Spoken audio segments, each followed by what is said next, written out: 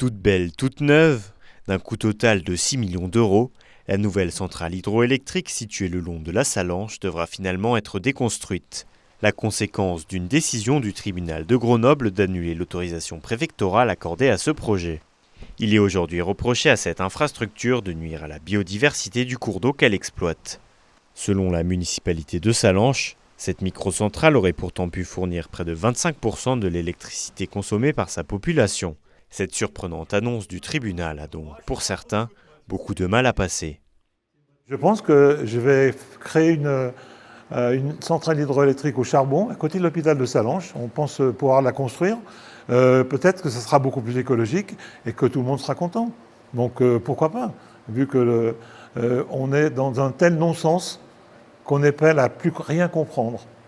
La ville de Salanche a une chance d'avoir une régie électrique et une régie gazière.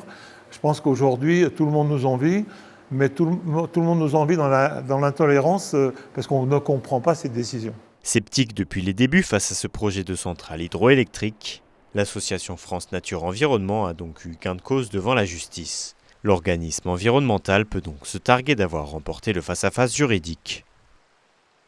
Le risque pour l'environnement sur ce genre de projet, c'est que si on le laisse faire, on va pouvoir le faire partout en France parce qu'on va créer une jurisprudence négative pour l'environnement. Aujourd'hui, la justice nous donne de plus en plus souvent raison, donc ce genre de procédés sont beaucoup moins faciles à faire passer.